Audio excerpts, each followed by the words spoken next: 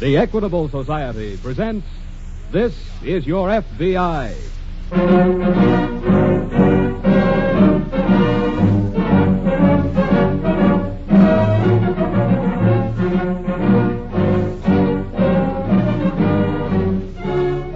This is Your FBI, an official broadcast from the files of the Federal Bureau of Investigation, presented as a public service by the Equitable Life Assurance Society of the United States.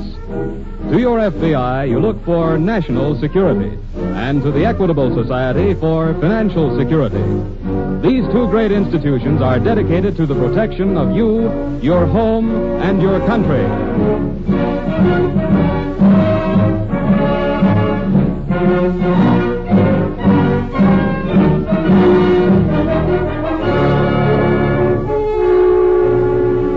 Tonight's file, the marriage racket.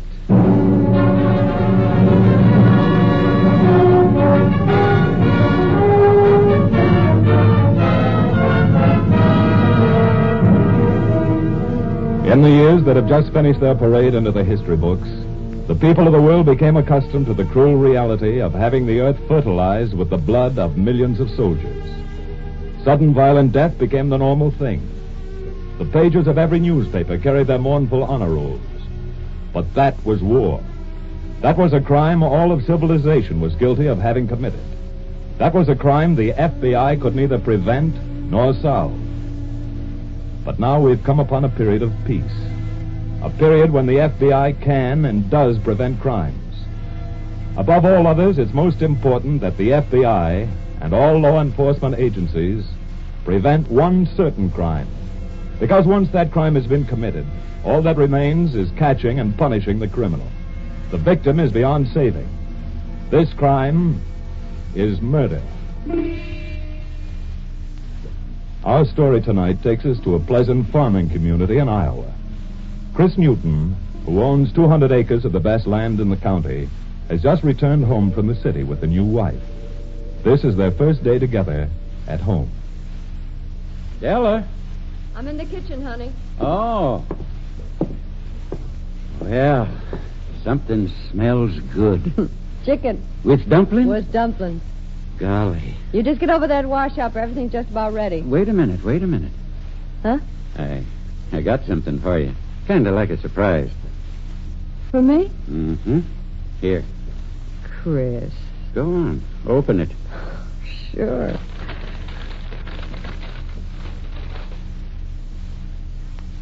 Chris. It ain't much.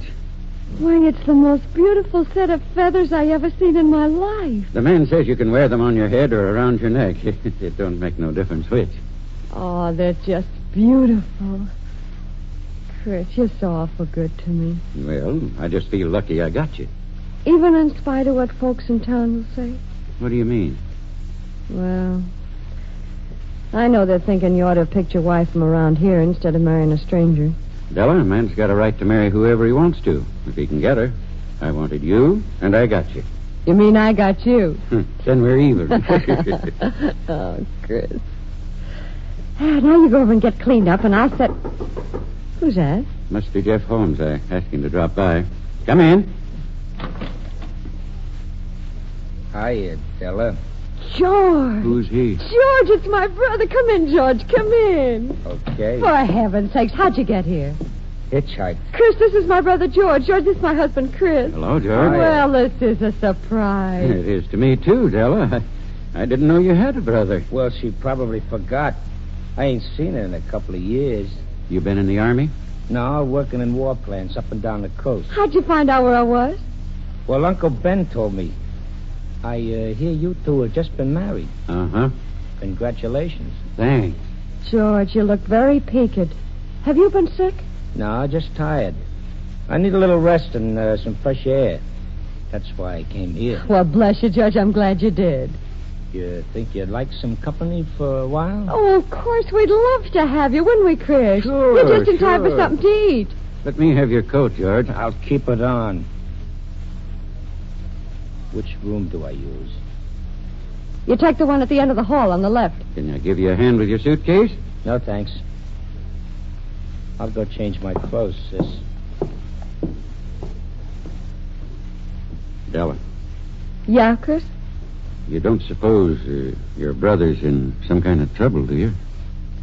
Trouble? What do you mean? Well, you saw how he acted when I offered to take his coat. Yeah. You notice that bulge in his coat up near the shoulder? No, why? Della, your brother's packing a gun.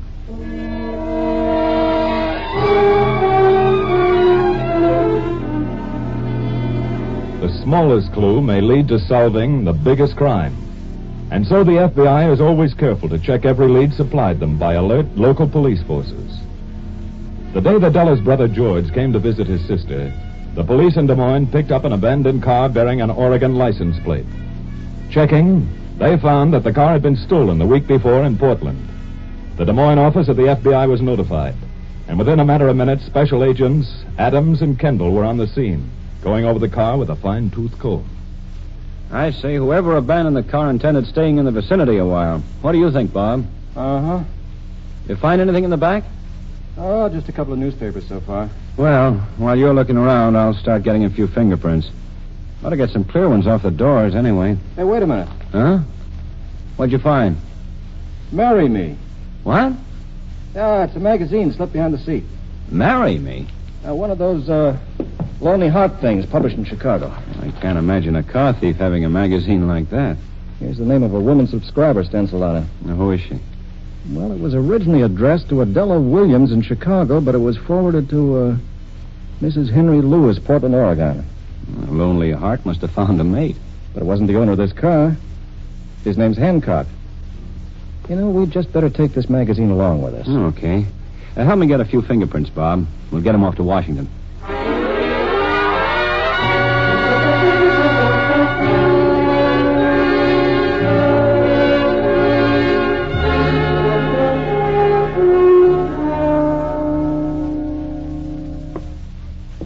Where did your husband go, Della? Outside to look after the stock. Oh. Then it's time we did a little talking. But he may come back any minute, George. And he's already very suspicious of you. What do you mean? He knows you're carrying a gun. How? You gave it away acting like you did about your coat. I'll fix that. You think you got a good sucker this time? Chris is such a wonderful man, George. I don't mean that, stupid. How's the dough department? Oh, they say he's worth more than any farmer in the county. Oh, good. Then we'll go right to work. I don't want to stay around here any longer than I have to. But it's very nice here, George. I like it. Shut up and listen, will you? Okay. I ran into a drug the other day that's out of this world. Now, you do what I tell you to do when I tell you to do it, and everything will be... Oh, everything all right out back, Chris? Yeah, just fine, Della. Oh, say, Chris. Yes? I brought a little present for you. So, what's that? A gun I used on a night watching job out west. A gun? Oh. It might be useful to you around here. Well, thanks, George, but I don't think I need it. At least you know why George was carrying it now, don't you, Chris? Yeah, sure. Well, I'll be getting on to bed. Coming, Della? Right away, Chris. Night, George. Night. Well, that took care of that. And tomorrow, honey, we break in the new drug.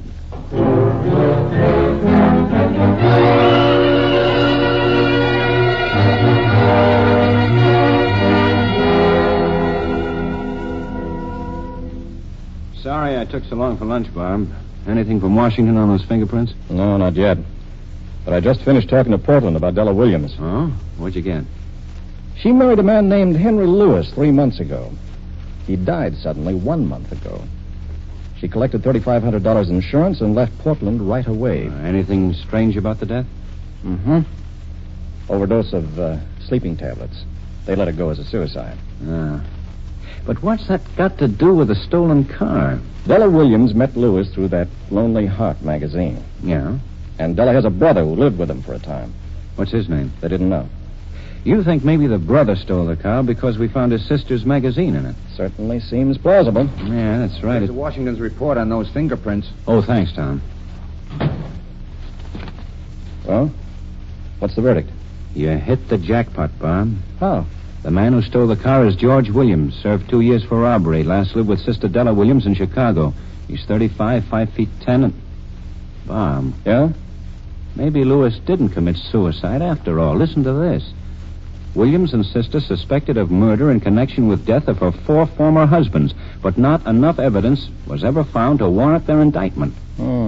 Marry and murder for profit. Yes. And if that's their business, they've probably already started on the next victim.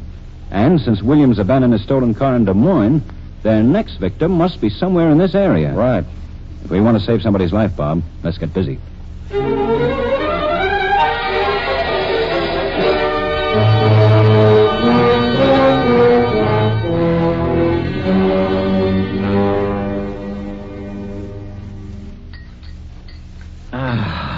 What a supper. Oh, Chris. I mean it. George, your sister's about the finest cook that ever hit these parts. Yeah, she does okay. Oh, now stop that talk, both of you. How about some more coffee? Yeah, just fill it right up, Della. Okay. You want some, George? No, thanks. I had enough. I think I'll take another biscuit if you got some more handy. Why, sure. They're the best doggone... Oh, Chris. Oh, what's the matter, Chris? Oh, my heart. I can't... Can I do anything? Get Dr. Matthews. He's out. Shall I call the doctor? Sure, why not? This has got to be a very legitimate murder.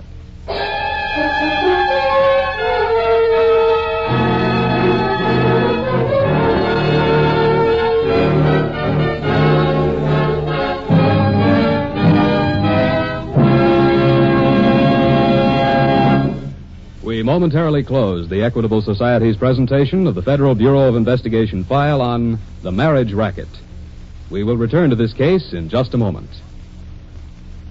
One of the best things about being in the life insurance business is that you get to know a lot of different people.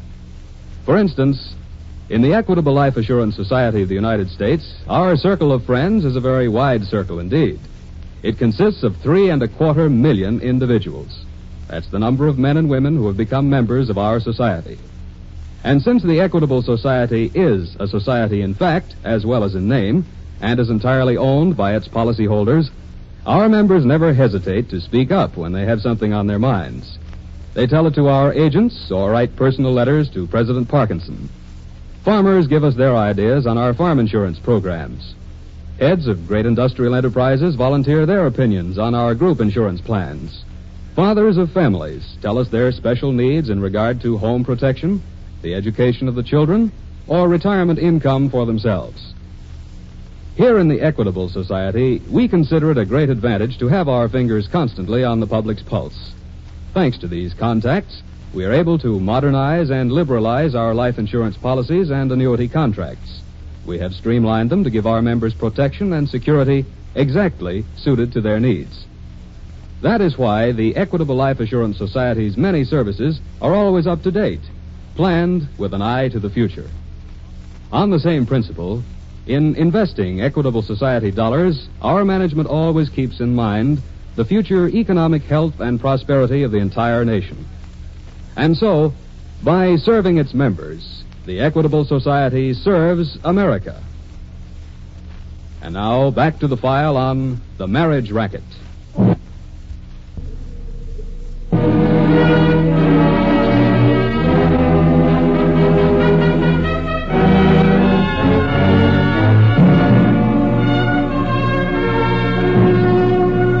George Williams, with that sublime ego which drives all criminals to the belief that they're too smart for the police, had stolen a car and driven it across a state line. That was a mistake, a serious mistake, because it invited the FBI to take a hand in stopping his career. This was not the ordinary chase after a criminal. This was not a race between Williams and the FBI. This was a race between the FBI and death. On the Newton farm, Dr. Matthews has been treating his patient, and now he emerges from the bedroom. Doctor, how is he? Is he going to pull out of it, Doc? Well, I have relieved his pain. His pulse seems to be a little more regular. Then he's going to be all right. I think he'll get over this attack. But he must have quiet and rest for a few days. Oh, we'll see that he gets it, Doc. My sister will take good care of him. Of course. Chris is such a wonderful man. There's not a finer man in the whole community, Mrs. Newton. And I'm doubly sorry that this should happen so soon after your marriage. I can't understand it. Chris is as strong as an ox. He told me himself he'd never been sick a day in his life. Well, he's worked mighty hard all his life. I guess the strain is beginning to tell. Anything especially you want us to do, Doc? No, just keep him quiet. I'll drop by to see him tomorrow. Oh, thank you for coming, Doctor. Well, I'm glad you could reach me. Good night, Mrs. Newton. Good night. Doc, Yes? suppose he has another attack and we can't reach you. What do we do? Well, there's not much you'd be able to do except hope for the best. Yeah, I guess so. Good night. Good night, Doc. Well, honey, we just have to give the sucker one more dose.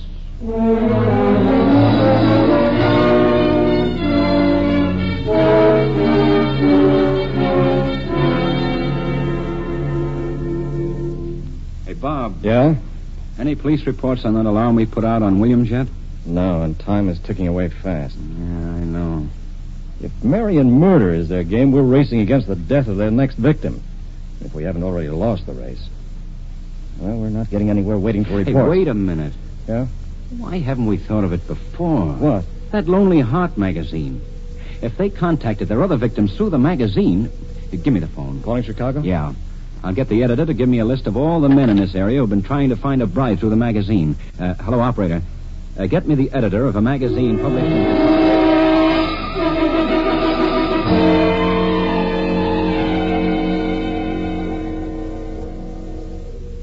How's he doing, sis? Chris is sleeping, George. That's good.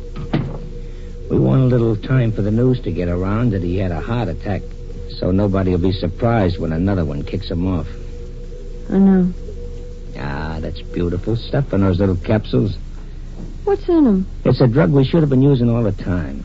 A little bit kicks the pump around and too much stops it for keeps. And it's scientifically impossible to find a trace of it in the body. George, Yeah? Chris is such a wonderful man. Okay, you said that before. So what? Would you be awful mad if I asked you to do something for me? Like what? Well, Chris is such a A wonderful man. All right. You said that. He's been so good and kind to me. I wish you'd let him Nothing alone. doing. Please, George, I want to stay married this time. I said nothing doing. But, George, Look, you Della, you got a crush on a couple of your other husbands, too, but you got over it. Yeah, I know. But Chris is different. You said the same thing about that guy, Brown. Well, they both touched the mother in me, I guess. And that last guy, Lewis. You had a big thing for him, too. I couldn't help it. He was such a gentleman. Look, honey, this is strictly business, see? Chris has got a lot of rocks salted away. And we can sell the farm for another pile. George, please. No dice. We gotta go through with this, Stella. But I'll tell you what. I promise you the next guy you like, you can keep. Okay? You mean it, George? It's guaranteed.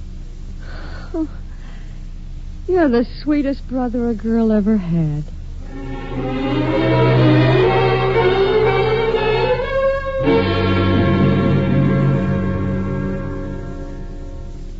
Well, here we are, Bob. The names of 4 marriage prospects in this area scattered all over the state. Well, let's get on them right away. And we better try telephoning. And ask them what? If they found a mate? We won't be that blunt about it. Let's take them right on down the line. Reeves, Johnson, Mason, and Newton.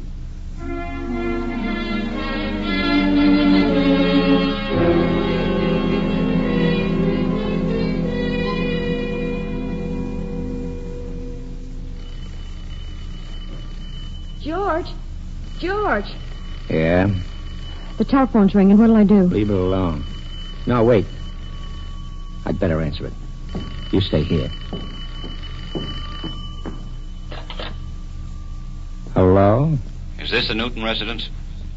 Yeah? I'm sorry to bother you this time of night, but... Who is this? Are you Mr. Newton? No. Mr. Newton's sick. Very sick. In bed. Oh, I'm sorry to hear that. Good night. Hey, wait a minute. Who are you? Hey. Hello. Hello.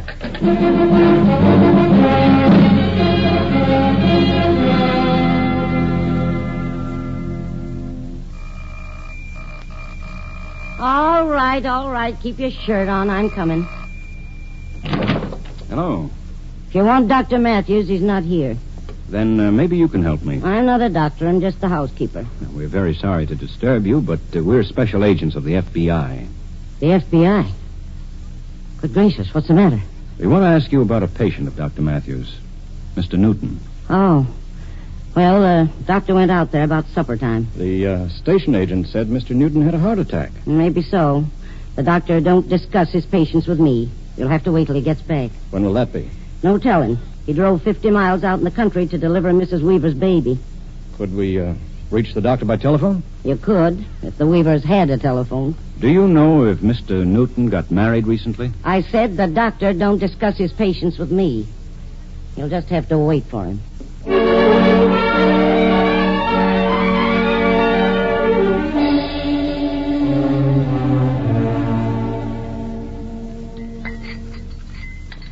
You got his tray ready, sis? All I have to do is pour his coffee. Wait a minute. Let's sweeten the cup a little bit. Oh, George, I hate to do this. Yeah, I know. Now, pour in the coffee. Okay. This one's going to last him a long time. Come on. Okay. Chris, honey, I got something to eat for you. Thanks, Stella. I'm real hungry, too. How you feeling, Chris? Fit as a fiddle. I don't see why I have to stay in this bed. Well, it's a doctor's orders, pal, and you're going to stay there if we have to stand over you with a shotgun. That's nice of you, George, to want to do what's right about me. Now, look, Chris, look. Della's a happy dame, and I want to see her stay that way. Here's your tray, Chris. Thanks. Now, who's that? Oh, probably a neighbor.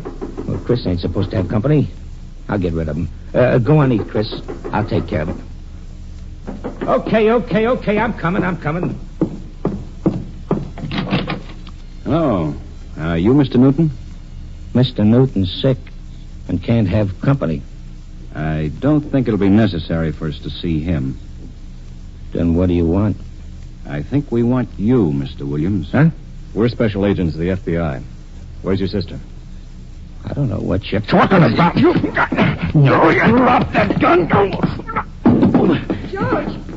George, who are these men? We're special agents of the FBI. Huh? You and your brother are under arrest. Oh, dear. Where are you going? I've got to throw out some coffee.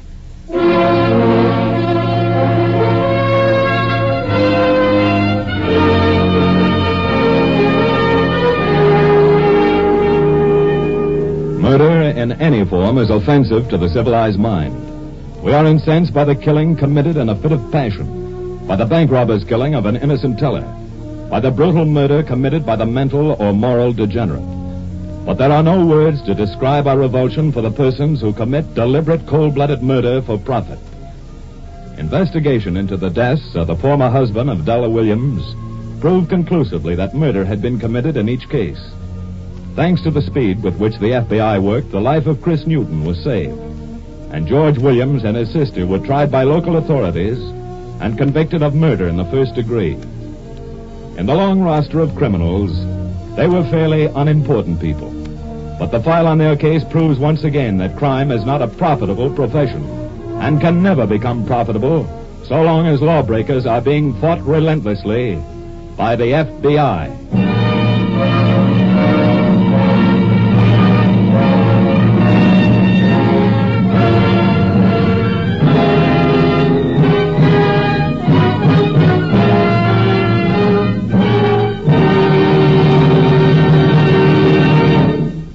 You'll hear about next week's case in just a moment. Tonight, will you join the Equitable Society in a salute to America's dairy industry, to the farmers, milk companies, and their tens of thousands of employees? Above all, a special salute to the boys and girls of the dairy farms. During the war, while a father or elder brother was at the front, these patriotic kids got up at dawn to feed the cows and gave up their playtime hours to get the milk through to the milk processing plants. Thanks to tireless efforts of both youngsters and old-timers on the dairy farms, it was never necessary to point ration the milk that means so much to the nation's health. In fact, per capita consumption of milk went up 25% during the war, and wherever it was humanly possible, milk and milk products were regular parts of the Army ration. Milk and ice cream were symbols of home, the things our boys wanted most. Now that peace is here, America's dairy industry is looking forward to making greater contributions to our country's nutrition and health than ever before. In the future also, there will be an increasing number of appetizing new food products, even wearing apparel, all made from milk. Over a long period of time, funds of the Equitable Life Assurance Society of the United States have played an important part in dairying. Hundreds of dairy farmers in all parts of the country have taken advantage of the Equitable Society's many plans for the business of farming. In addition, the premium dollars of Equitable members are invested in a number of the leading dairy companies. Just as Equitable Society dollars were fighting dollars in wartime, so at all times they are security dollars for you, your home, and your country.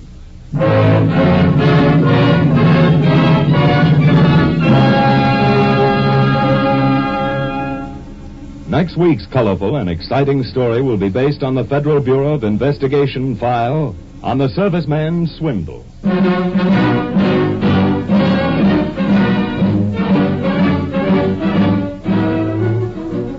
The incidents used in tonight's Equitable Society's broadcast are taken from the files of the Federal Bureau of Investigation. However, all names used are fictitious, and any similarity thereof to the names of persons living or dead is accidental.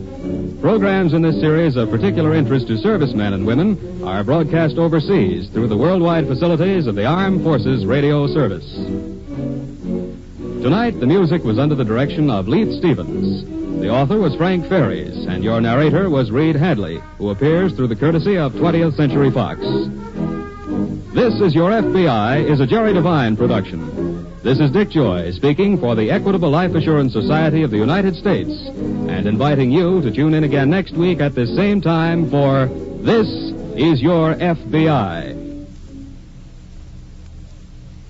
Friends, for your unfaltering courage during the war years, you've won and you deserve your country's highest citation. Through the days of conflict, your contributions were limitless and your victory decisive. But the only complete victory is victory with responsibility, and to that end our work continues. Every individual in America has a stake in the job of converting to peacetime economy as smoothly and as quickly as possible. Soon, price controls may no longer be necessary to our economic well-being, but until that time, go on doing your level best. Spend sensibly, and avoid buying goods which are still in short supply. Cooperate with the remaining price and rationing controls. And if a question arises over any point of cost, refer it immediately to your Office of Price Administration. America's war against inflation is still raging. Remember, the most important single contribution we can make to world prosperity and peace is a stable economy here at home. This is the American Broadcasting Company.